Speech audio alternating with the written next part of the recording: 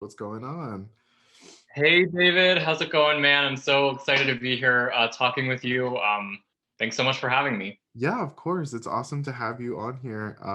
So tell me a little bit about yourself. This is our first time like actually meeting other than like you being on the phone like while my manager is on my bed or something. Isn't that crazy? Oh my God. Yeah. Amanda, I mean, it really goes back to when me and Amanda were at in college. So I was born in Gaithersburg, Maryland. My dad's a music teacher. And when I turned 7, we all moved to a small town in Montana called Missoula. Total different pace from living in Maryland. I grew up playing ice hockey. Nobody, ever locked their doors at night. It was a Wow. incredible place to grow up. We would go on field trips to like Native American reservations, and it was just an experience that I feel like not everybody has, but everybody should.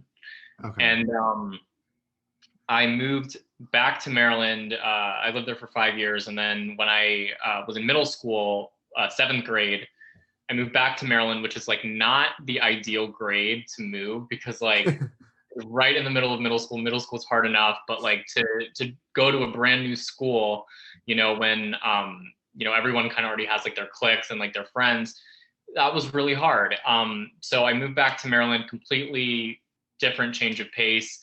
So I went from kind of my roots being more in like the pop rock, kind of like country esque like songwriting style. I very quickly fell in love with hip hop and R&B and all these new sounds. Okay. And then I went to a performing arts high school playing the upright bass. Went to college for the upright bass, and yeah, and now I'm here. I lived in New York for a while, cutting my teeth as a up and coming songwriter and musician. And then the pandemic happened, and that all got put on pause. But Wow. uh, I'm in Florida currently, so still working hard from afar. That's crazy. You were all over the place. All over the map, man. I tell people this, and they're like, "How?" Like everyone's always like, "How did you like handle all of that?" Just like Yeah. moving like city to city, and it was. I mean, I assume a lot of kids who like grew up like in like army families like had like Mhm. similar experiences, but it was a weird combination for sure. No, I feel you. Okay, but that's really cool to hear like your whole background. Like it's so crazy, like because I hear like all these different ones from different people, like from people I'm like interviewing and everything. And it's so cool to see like everyone's like background and stuff like that. So thank you And for tell me sharing. about you. So, how did you get started with music? Like, what? Who were some of the artists like you grew up listening to? Like, what's your story? Wow, mine's very short because my journey in music didn't start till about like 2019-ish. So I loved music growing up, like most kids who eventually like wanted to do music. But I didn't actually start wanting to pursue it until I graduated high school. But I didn't know how to do it, so it was just more of a dream that sat in the back of my head. But I don't know why I was so stupid. Like I could have Googled how to start or like whatever, but my dumb ass just didn't do it. But yeah, so I went to thinking that this is how you get into the music industry. I went to um, college and studied vocal performance and like specializing in like musical theater and classical voice, which was fun, but it eventually turned into something I didn't want to do like long term. But I think the best thing about it was that I got like a classical background, so I had like the training and like the proper breathing techniques and like all that good stuff, which I'm really appreciative for. Um, but I kind of got like not bored, but like I don't know, like what's the word, like just like about it. I was like, I just want to do something else. Yeah. And I decided to start studying philosophy because I was always the type of person who liked asking questions and like uncomfortable questions. Like I love being uncomfortable to the point where it's like if like an alien came down and said you can either choose to like live this way and have like everything you want but be lied to, and then like live this way and know everything and be super uncomfortable, I'd rather know everything. So like I'm so weird. So I was like, philosophy it is. And literally it's one, it was probably the best decision of my life because it's helped me grow to be like a decent human being. It's taught me how to like learn to understand people even if I don't agree with them. It just taught me to learn how to connect with people, because I've also studied like anthropology and like the humanities, so it taught me about humanity as like species, and then also like the way we work in culture and society and stuff like that. And I'm like, if people really just studied this stuff, I feel like a lot of the things that are going on in the world just wouldn't have happened. So yeah, so I just think it really, and it really helped my music, because at the beginning I just really didn't know what to write about, and I didn't have enough, I felt have enough experiences to like draw from. But I feel like studying philosophy really helped me like turn all those like abstract thoughts and feelings into like words on paper. And then in 2019, I started writing and recording my first EP. And then from there, I'm where I am now. So very short, but um, That that's so interesting. 'Cause my parents like always ask me, like, do you find that things that you learn like in school like trickle into your music? And I think that's always so interesting because it's always, I think back to the days when I was in school with, Amanda, and like so much of it was just like staying on top of deadlines and, finishing your work on time. It was difficult to really like immerse yourself in like the things that we were learning sometimes because everyone was just focused on, all nighters, like, uh, everything that came with.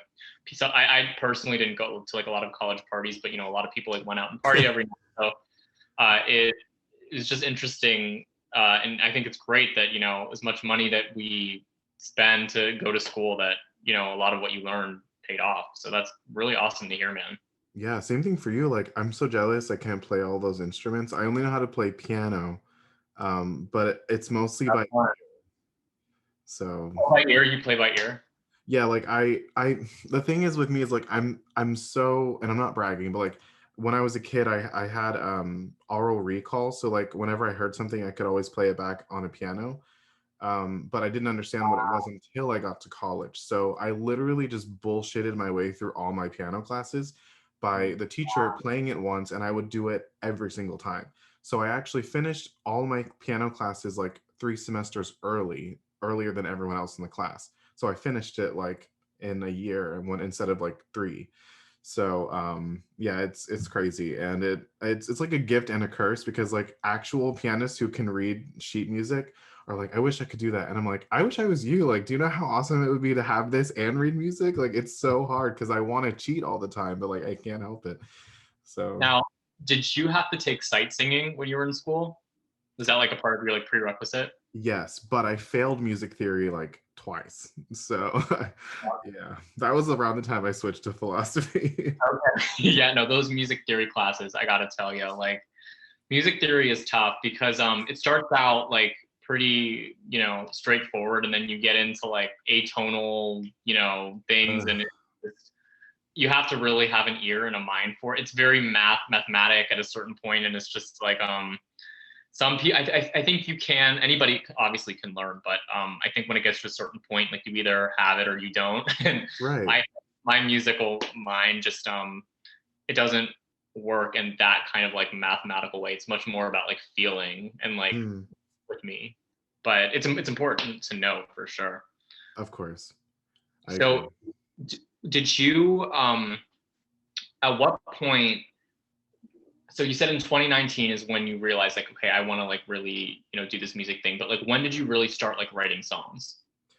Honestly, 2018, like, it was really bad. Like growing up, I was bullied a lot in elementary school because I showed like a passion for music, but it was never nurtured by any of my teachers. Like every other kid made fun of me because like I don't know, doing music was weird. And I'm like, how is it weird? Like, why is music weird? But like, you know, Quidditch, like as much as I loved Harry Potter, but like the Quidditch team wasn't weird. Like, what the heck? Like, but yeah, so I just grew up like not really having my talents nurtured or like my passions like questioned. Like no one tried to lead me in the right direction. And so even when I got into high school, I went to like a Christian college preparatory school, and it was living hell. Like it was literally a school full of repressed teenagers, who their parents sent to be like brainwashed into good people. And when you put all those terrible children together in a very small school where everyone knows each other, you get pregnant girls and like teachers sleeping with students, and Yeah. like it was a mess. And so then, because the school was so small and they knew who I was, and I was not religious, but my mom sent me there because she thought the education was going to be good, which it was not. Like I was considered rebellious because I just didn't agree with anything that was happening there.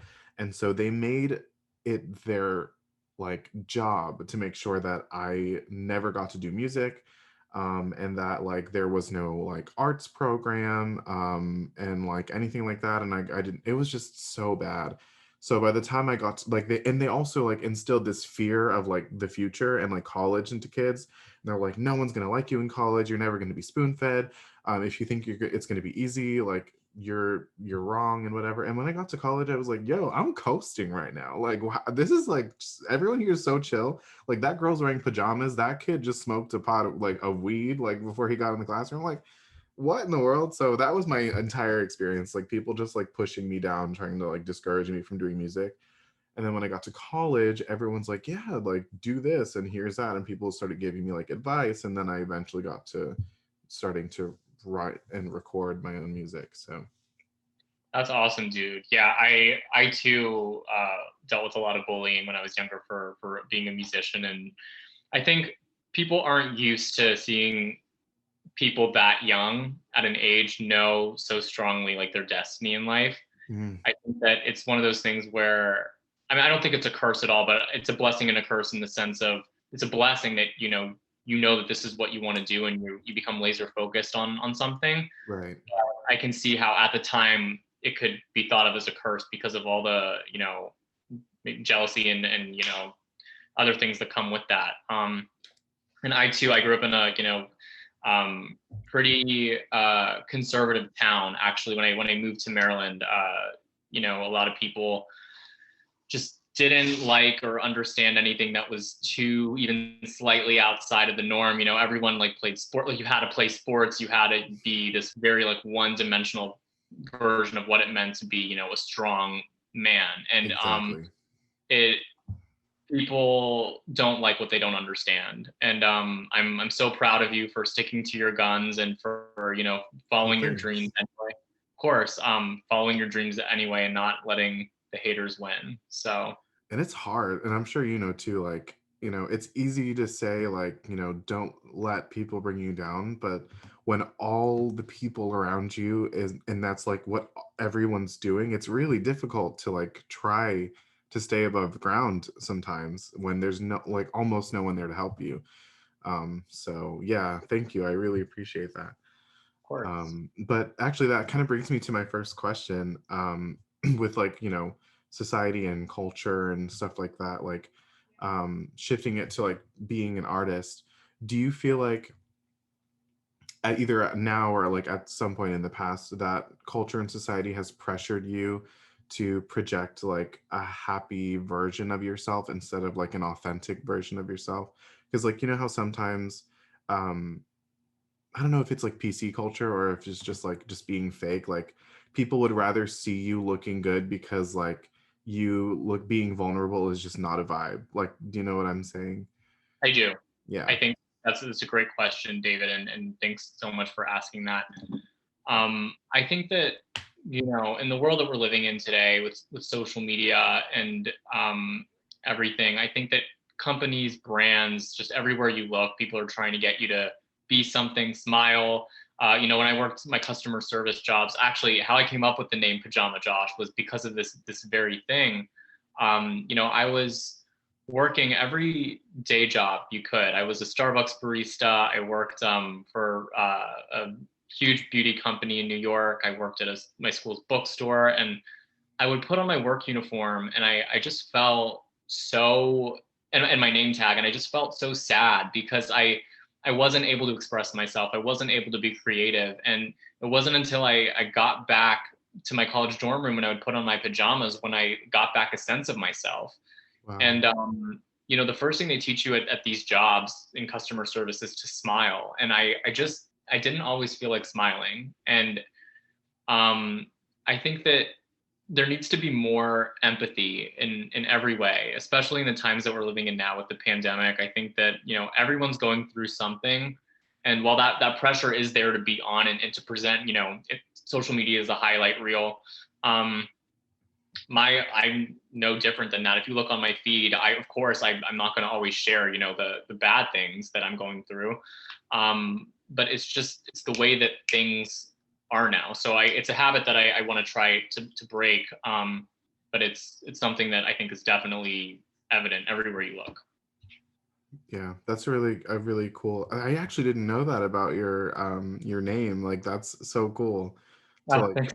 draw that, like, from something that you went through. Like that's so cool.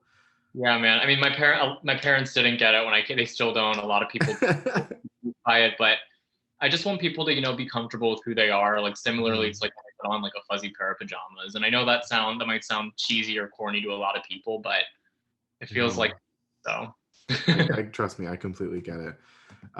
So when you first became an artist, like, did you ever feel like like a sense of responsibility or maybe like pressure to filter like the kind of, I guess, like maybe Pajama Josh, like that you were on social media? Yeah.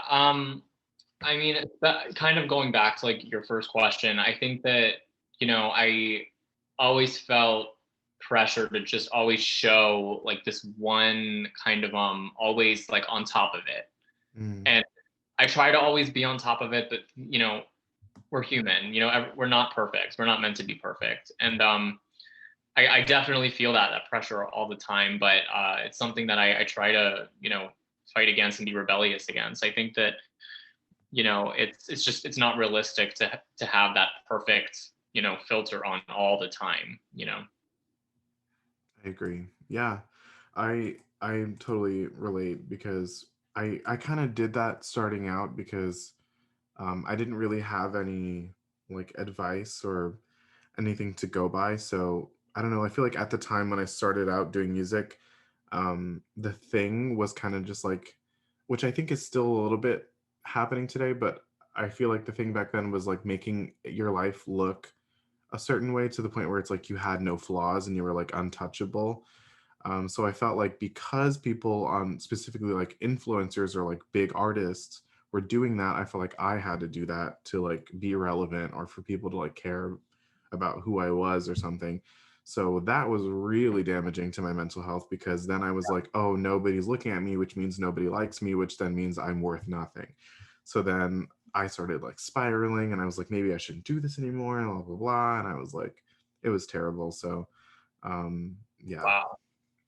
Well, thanks for sharing that and for your vulnerability, in this moment. I'm just curious, what do you think of the fact that, artists and celebrities, like there's really no, like that line is pretty much blurred now because, everyone's on Instagram, everyone's on social media, everyone's posting their highlight reel. Like, where do you think, can you draw a line? Is there a distinction between, you know, a I don't know, a Kim Kardashian and a Taylor Swift? Like, can people even like make a difference in their minds between the two anymore?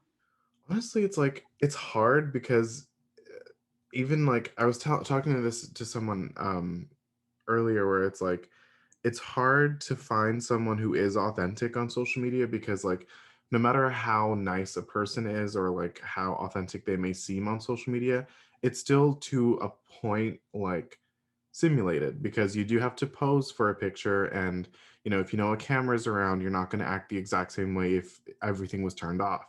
So like maybe I would say there are some artists out there who are as authentic as they can be when they're on social media, but then you have other people, unfortunately, who I think would be like the Kim Kardashians or like, the models who aren't like some of the body positive type of models who make themselves look untouchable and like make themselves look, to the tens, like every single Instagram post and like always like full face of makeup, but and not in the way where it's like empowering, but to the point where it's like you can tell they're trying to make people feel bad about themselves.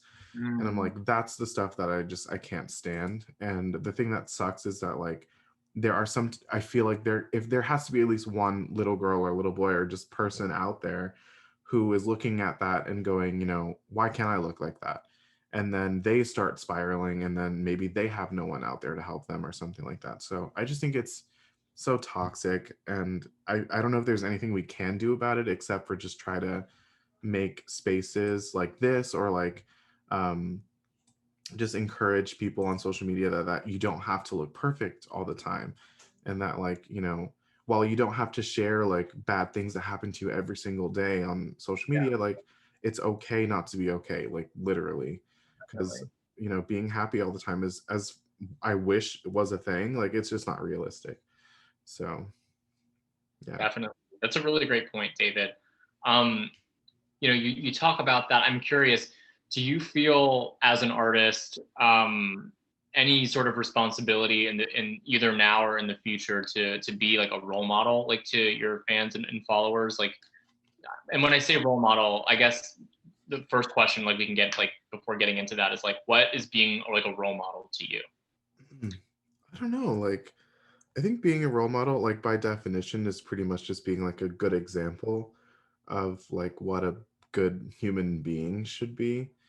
Um, but then I feel like, I don't know, like in a way the title like role model is a little tainted, because, you know, in most um times that I hear it, it's whenever a celebrity does something wrong, or like something happens where people like lash out against them, and it's like their comeback is, well, I'm not a role model, so like why are you following me? And I'm like, well, I get that you're not a role model, but you're also in the public eye, which means that you understand that you will have a following and people are looking at what you do. And while you're not responsible for people's opinions, you can't blame people for having one. So you know, for me, it's like I don't, my intention isn't to be a role model, but I know that people are looking at me and seeing what I post and seeing how I speak and the things that I say and the way that I treat people.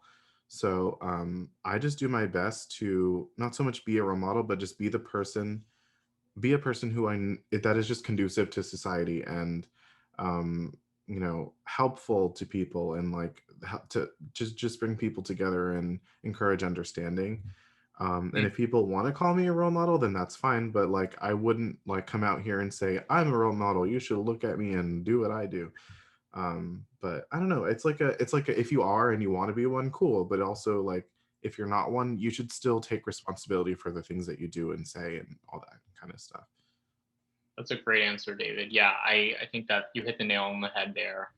I think that it's so interesting in music. Like I just remember, I would look at the explicit label on like an iTunes song and I'd be like, oh my God, like I'm terrified. Like, because a role model, they curse in their songs or like whatever, the case might be. But I think that, yeah, being a role model, I think is just being honest and true, as true as you can be to yourself and to your fans, and just continue to learn every day. And just, I guess, be the absolute best authentic version of yourself as you can. And I guess people will decide if they want to model themselves or their kids after you, but I guess that's up to them. For sure. And one thing actually I wanted to ask you was, so I know you did work with the Born This Way Foundation. How was that? Because I remember in high school, I attempted to start an anti-bullying program, but it got shot down.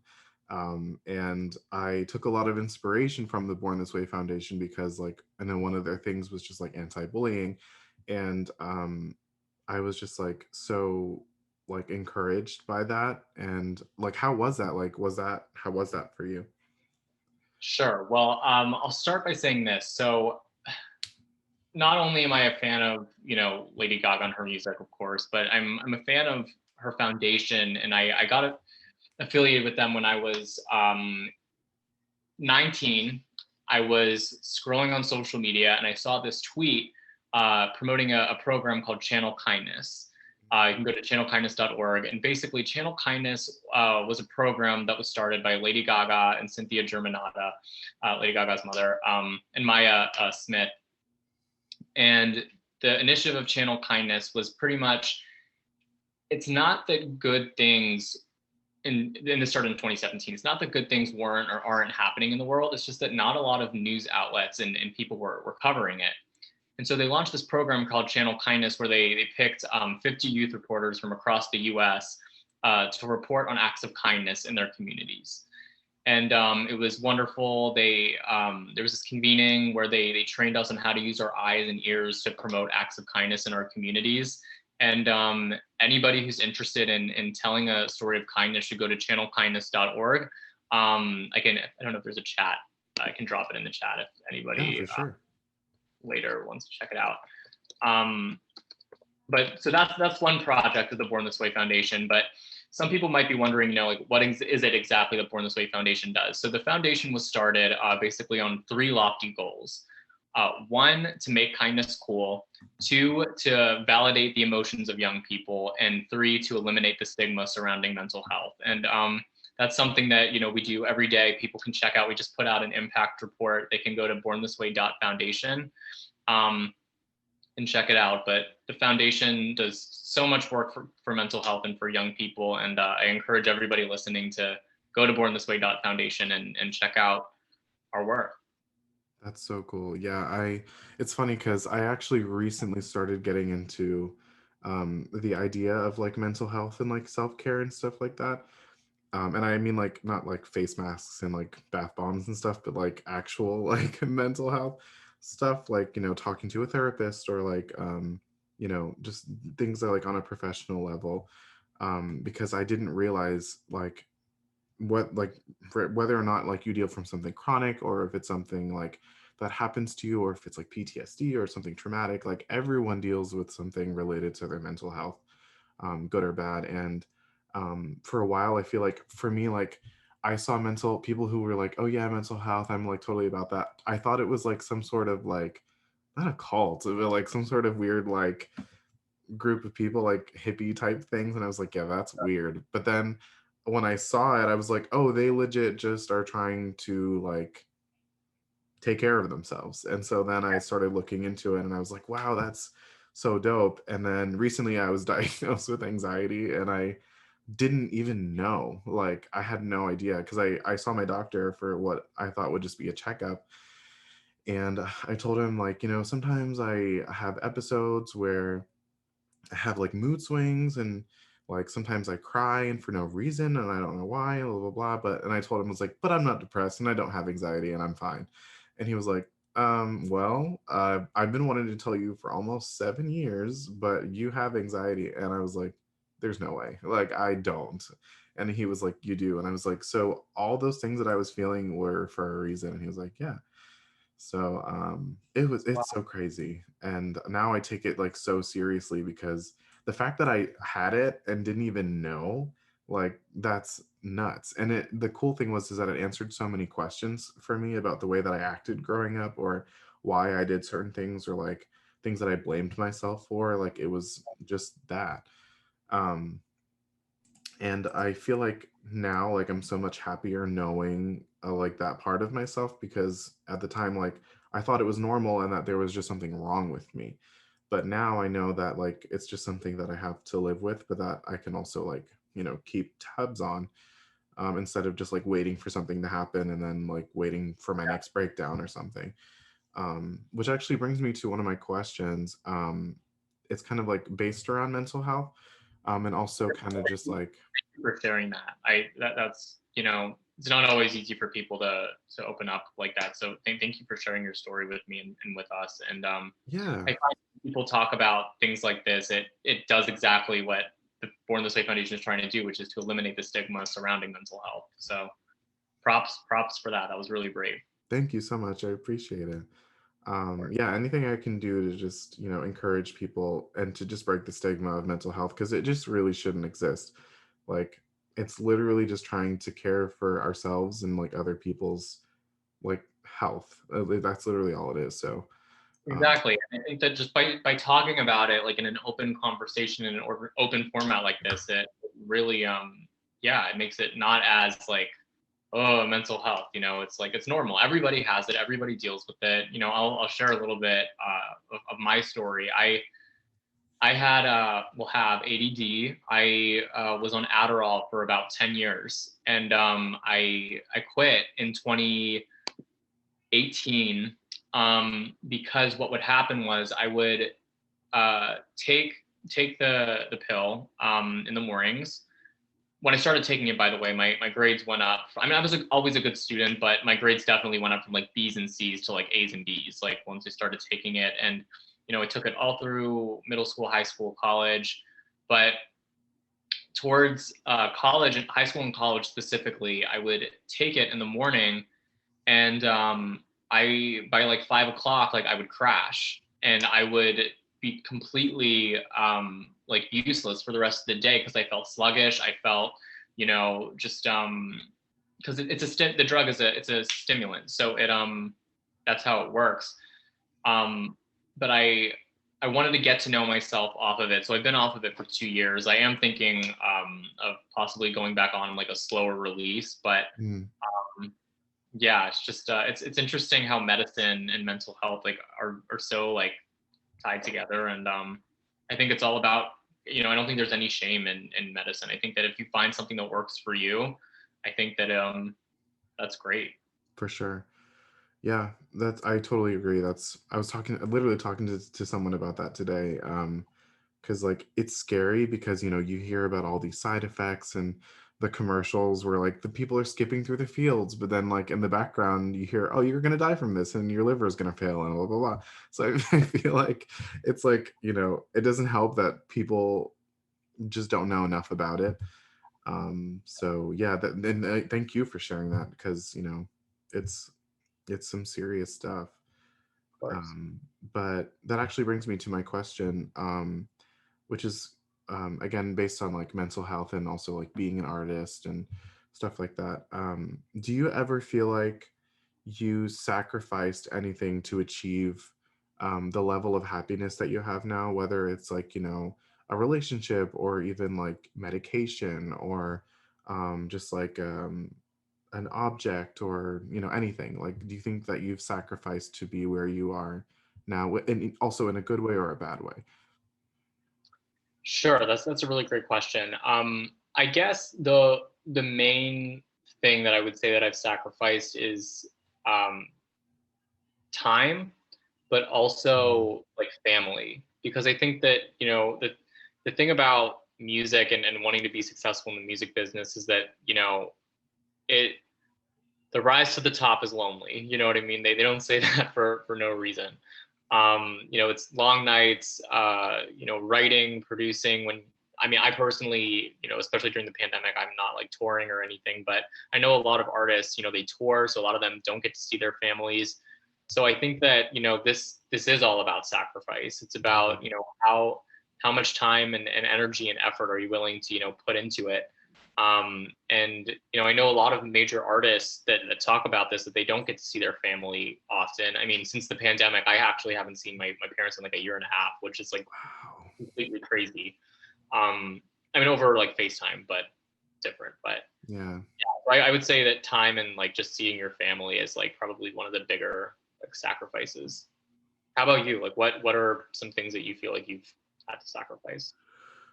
I think literally the same thing. Time, and mostly time in relationships.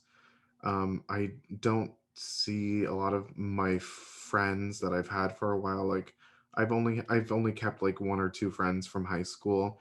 I don't really see them much, and I try to when I can, but I don't often. And they understand that like being an artist comes with sacrifices, but I try not to make that an excuse, and I just try my best because I still need relationships. Like I'm still a human, not a robot. So like I still need to ground myself sometimes and be like, okay, calm down. You can work on this a little bit later. So yeah, I feel like relationships and then time, like sometimes, which is actually part of my anxiety and um actually mild bipolar disorder, is I have very emotional highs and very emotional lows, and part of my highs is being overproductive. So sometimes I feel like I need to do things, and if I'm not doing it, I'm a failure, or there's no point in doing it later, and then I lose passion for something, which I've gotten better with now. But yeah, I feel like time and relationships, and it's something I'm working on now. Like lately, I was talking to Amanda about this actually. I was like, whenever we hang out, or like me and you or other friends, it's always like music or business. Like, can we just like go to the beach or something, and it not be like a photo shoot or a music video? Like, can we just drop the cameras and stuff? Like, I miss that. Like, and sometimes I ask myself, I'm like, do I really want to do this music thing? Like, is it worth all this? And then I just kind of was like, yeah, it is, because it's my passion, but I have to find the balance, which I think I'm starting to. Um, and yeah, that's pretty much it for me. It's really, really great stuff. Yeah, I think it all goes back to balance. I think that it's something that we as humans, like, no matter what it is, we're always trying to find. And it's just, I think with everything that's been going on in the world, a lot of people have had to find strategies and ways to find that balance. Um, but yeah, I totally agree and get where you're coming from there. Yeah. And then I had one more question, and this is like probably the strangest, and like, I don't know if it'll be hard, but what does happiness mean to you? Because I know happiness can mean like a thousand different things to different people, but like, how do you define happiness? That's a really deep question. I would say that I think that happiness is something that I don't think of happiness as like, once I do this, like, I'll be happy. You know what I Mhm. mean? I think that happiness is something that people always try to find. You know what I mean? Throughout life, and some days you find it, some days you don't. Um, but I think that as long as you find what makes you happy and you do that as much as possible, I think that to me is what finding happiness is. How I think that happiness is being kind to yourself, being kind to others, doing what makes you happy, not doing what doesn't make you happy, practicing self-care. I think to me, finding your inner peace, whatever that means to you, I think that's what finding happiness is to me. That's so cool. Yeah, I really like that. That's really awesome, because it's very similar to the way that I see it. Like, I agree that we're always trying to find happiness. But to me, like, I see happiness as kind of like, um, so I feel like happiness is like something that you decide. So, like, for example, if I want to get a new pair of shoes, I've decided that those new pair of shoes will make me happy once I get them. And the chase for the shoes is fun, and then buying them is fun, and then like while I'm wearing them for the first week, and then 2 weeks, it's like you're still on that high, like I got my new shoes. And then after a while, they just become your shoes. Like they don't really make you happy anymore, you just put them on. And then you have to find the next thing that's going to make you happy. And so I'm like, I just think happiness is something that we project onto things and other people, and then we just go after it, and then we get not complacent, but we just get used to it, and then it doesn't make us happy anymore, and so we have to find something else. I um think that was such a good analogy, because I was just thinking, like, I whenever I order clothes online and they come, I get this like adrenaline rush. I'm like, yes, like my day is made, and I will like. I hope this doesn't sound gross, but I will like not like. I just got like 3 like new hoodies like a month ago, and like for like 2 weeks, like I wouldn't wash them. I'm like, these are like my new I clothes. get that. And then I like wipe my nose on them. I like leave. I eat with them. I'm like, I don't care about this anymore. And like the that like visceral like joy of getting something new, like it fades. So I think that was like that just made so much sense to me. So when you said that, it just clicked, and I was like, great. No, I love that. No, I totally get it. I usually use a tissue when I put my nose. I'm the No, same. yeah, I get it. And it's so crazy because I know people who, well, not closely, but like I know of like acquaintances or people that I know someone else who probably would have answered like that their happiness is dependent upon someone else or like upon something else. And I'm just like, wow, that's like so unhealthy because like um happiness should come from yourself Yeah. because say whatever you're depending your happiness upon just isn't there anymore, you're going to start feeling like you're not worth anything and that like you have no power. And I'm like, that's just such a dark place to be. And I honestly, I was there for a little while because the concept of happiness just seems so foreign to me because I was just in such a dark place for most of my life. And then when I took philosophy, I started studying existentialism, which is essentially like the study deciding that there is no purpose in life except for that which you set for yourself. And Mm, so I was like, whoa. And then he was like, yeah, if you believe you're an existentialist, then you have the free will to decide what gives your life meaning and what doesn't. And I was like, wow. So like I'm literally in control of everything. He was like, yeah. And I was like, oh my God. So then I was like, what am I doing? And it kind of like woke me up. So then I was like, I'm just going to try to be the best person I can be and just be happy and be happy with myself. And literally it's just been so awesome since then. I still have my down days obviously, but overall like it's just such an improvement over the constant like cloudiness that used to follow me everywhere. So that's really beautiful, man. Thank you so much for sharing that. of Um, course. so what's next for you? Like what's next for David? Like with your music, with what's going on in your world? Like tell the people. Yeah, I Yeah. have a lot of stuff. I got a bunch of new music coming out this year. I used to do this thing where I used to just write music by myself because I was too scared to network. Like literally, if I were the same David from like 2019, we would not be talking because I'd just be stuck in my room doing solo work for the rest of my life. So like, I learned how to speak to other people, and like now I'm just working with a bunch of other artists and collaborating and songwriting and yeah, it's I got some really cool stuff coming out, so I'm really excited about it. What about you? Well, first of all, I have to tell you, Amanda played me your song, and it was a bop. I forget it had happy in the name, some happiness or Pay to something be about. happy. Great record, man. Thank Awesome. you. I was bobbing my head to it.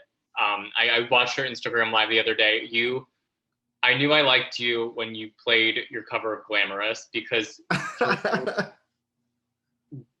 I love the Black Eyed Peas. I love Fergie. Like that's my girl. Glamorous. Like I'll never forget. Like every time I get on a plane, I have to listen to Glamorous because I just feel like the baddest person like on the face Yep. of this.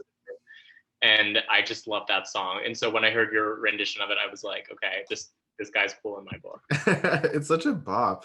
Like I hear it and I'm just like, I love this song. Like it's so good. Polo, a producer by the name of Polo the Don produced that song. I love his production, and he just like the claps, the synths, the string pads, the vocal. I just everything about that song. Just the Taco Bell reference. Yes. Yep. Yep, I'm there. That song has my heart. What's next for me? Well, I can now announce that I did audition for season 4 of American Idol on ABC, which I'm Yes. really excited about. I can't obviously give like any details at all about it. I have no idea if they're even going to air it. I know that a lot of people that make it to the celebrity auditions, like sometimes they don't get aired for whatever reason. But Mhm. I hope I have no idea what episode it would air if it does. I know that I think they're usually 3 to 5 episodes of auditions, so we'll have to watch together and see. But I'm excited for people to see it. That is so cool. Congratulations, by the way. Thank you. And I have a new song coming out. I don't have an exact. It's coming out probably like next week. I mean, the thing about it, like as an artist who like hasn't like made it yet, I don't see a problem with just dropping songs when you feel like. I know that usually you need to have like a release strategy behind it. And once I'm at a higher tier in my career, I'm gonna have that. But now I'm just having fun and just trying to Good. feed my audience and see what they like and what I like to put out. And have the mixing session for it, the final mix that we're doing this week. So the song's called "What You Need." I'm excited for people to hear it. I can actually play you the unmixed version if you want to hear it over the, so everyone can hear it. Yeah, for sure. We may be all you ever wanted, but can we please your mind? I think I'm nothing of it. Baby, tonight I got what you need. Give you a little taste for it. I got what you need. I know it's sweet to craziness. I got what you need. I can get just a little bit. I got what you need. And they don't ask me to do it. I got what you need. And that's what you need. So good. Honestly, like I know I like a song when in the first like second I'm already just like, okay. Yeah, thanks, dude. I appreciate it. Thanks I for love listening. it. I think like to me it has like a like I don't know how to describe it. Like I feel like I'm also a very huge Lady Gaga fan. Like I loved her in like growing up in high school and stuff like that. It has like a like if Government Hooker was like a funk track, but like made in like 2024. Yeah. Like that's totally the vibe that I hear.